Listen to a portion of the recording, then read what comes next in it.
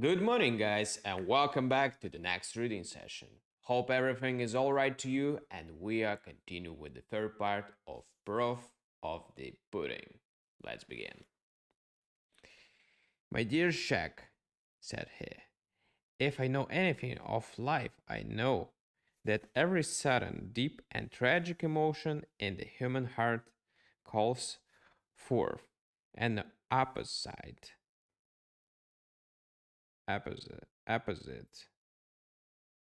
concordant, com- conformable, and proportionate expression of feeling. Opposite, oppos- opposite, not opposite, opposite, concordant, conformable, proportionate. How much is this inventable accord? Inventable, inevitable accord between expression and feeling should be attributed to nature, and how much to the influence of art, it would be difficult to say. The subliminally, subliminally terrible roar of the lioness that has been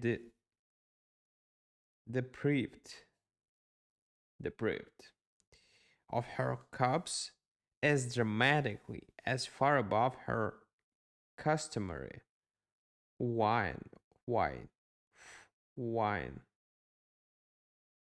starts with WH, wine, and poor, double R,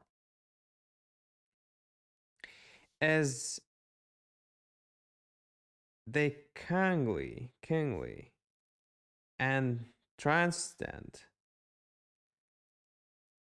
utterances,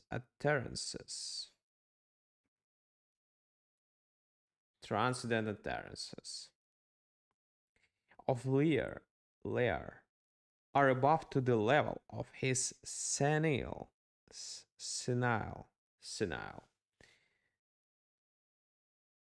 whisperings, senile whisperings. Remember this. But it is also true that all men and women have what may be called as a, may be called a subconscious dramatic scene that is often opened by a sufficiently deep and powerful emotion, a sense unconsciously acquired from literature, and the stage that prompts them to express those emotions in language befitting befitting their importance and histrionic value. Histrionic value. Remember this. And in the name of sacred, seven sacred saddle blankets of Sagittarius, where did the stage and literature get the stunt as Dave? From life, answered the editor triumphantly. Triumphantly. Hope that the right pronunciation. The story writer rose from the bench and ges- gesticulated, gesticulated eloquently, but dumbly. He was beguiled, beguiled. He was beguiled for words with which to formulate adequately. I hope I know this word. His Descent. Descent double S. On a bench nearby, a frosty loafer opened his red eye and perceived that his moral support was due to the downtrodden brother. Punch him one, Jack, he called hoarsely to Dave. What's he come making a noise like a penny arcade for amongst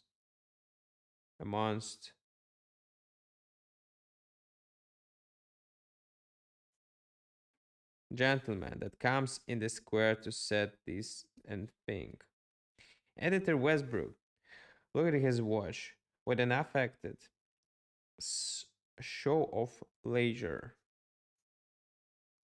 Show of leisure. Tell me, asked Dave with truculent anxiety. Truculent anxiety.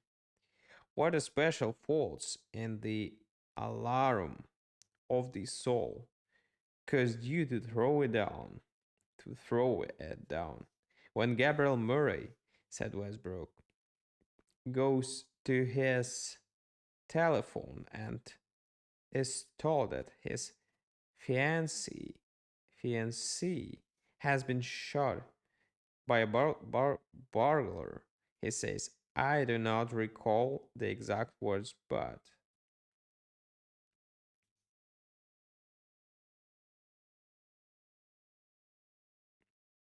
I do, said Dave. He says, damn Central. She always cuts me off. And then to his friend, say, Tommy, does a 32 bullet make a big hole? It's kind of hard luck, ain't it? Could you get me a drink from the sideboard, Tommy? No, straight. Nothing. Nothing on the side. And again, continued the editor without pausing for argument. When Berenice, Berenice, that's the name, opens the letter from her husband informing her that he has fled, fled with the manicure girl, her words are, let me see, she says. Interpose the other. Well, what do you think of that? Absurdly inappropriate words, said Westbrook, presenting an anticlimax, plunging the story into hopeless buffers. Hopeless buffers. Worse yet, they mirror life falsely. They mirror life falsely. No human being ever uttered banal colloquialism when confronted sudden tragedy. Wrong, said Dave, closing his unshaven jaws doggedly. Doggedly. I say, no man or woman ever spouts, height, high, fall, highfalutin, spouts, highfalutin, talk, highfalutin, when they go up against a real climax. They talk naturally and a little worse. The editor rose from the bench with his air of indulgence. Forget this. Forget the meaning of this word, indulgence. And inside information. Say, Westbrook, said Dave, pinning him by the lapel. Would you have accepted the alarm of the soul if you had believed that the actions and words of these characters, characters, characters, characters, were true to life in the parts of the story that we discussed. It's very likely that I would, if I believed that way, said the editor. But I have explained to you that I do not. If I could prove to you that I'm right, I'm sorry, Shag, but I'm afraid I haven't time to argue any further just now. I don't want to argue, said Dave. I want to demonstrate to you from life itself that my view is the correct one. How could you do that? Asked Westbrook in a surprised tone. Listen, listen, said the writer seriously. I have thought of a way. It's important to me that my theory of true to life fiction be recognized as correct by the magazines. I fought for it for 3 years and I'm down to my last dollar with 2 months rent due. Have applied the opposite of your theory, said the editor, in selecting the fiction for the Minerva magazine. The circulation has gone up from 90,000 to 400,000, said Dave, whereas it should have been boosted to 1 million. You said something to me just now about demonstrating your pet theory. I will, if you will give, if you'll give me about half an hour of your time. I'll prove to you that I'm right. I'll prove it by Louis. Lois. I'll prove it by Lois. Your wife? Exclaimed Westbrook. How? Well, not exactly by her, but with her, said Dave. Now, you know how devoted and loving Lois has always been. She thinks I'm the only genuine, genuine preparation on the market that bears the old doctor's signature. She's been founder, she's been fonder, not founder, and more faithful than ever since I've been cast for the neglected genius part.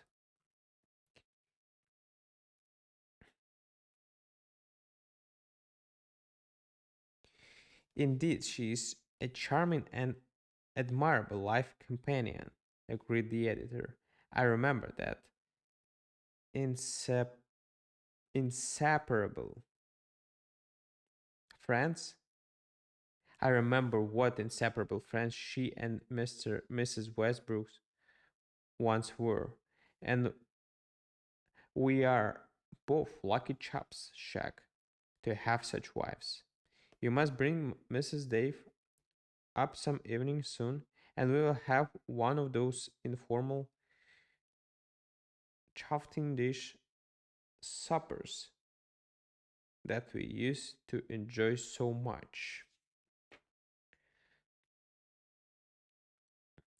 Later, said Dave, when I get another shirt. And now I will tell you my scheme. When I was about to leave home after breakfast, if you can call tea or oatmeal breakfast, Lois told me that told me she was going to visit her aunt in 89th Street. She said she would return home at 3 o'clock. She is always on time to a minute. It's now. Dave glanced towards the editor's watch pocket. 27 minutes to 3, said Westbrook, scanning his timepiece. Well, enough time, said Dave. We'll go to my flat at once. I will write a note, address, address it to her, and leave it on the table where she will see it as she enters the door. You and I will be in a dining room, concealed by the port concealed concealed by the portiers. In that note, I will say that I have fled from her forever with an affinity, an affinity who understands the needs of my artistic soul as she never did. Affinity, it's like another girl. No, I don't know. When she reads it, we will observe her actions and hear the words. Then we will know which theory is the correct one, yours or mine. All right, guys. Tomorrow will be the fourth part. It's gonna be the last one. And see you. Bye.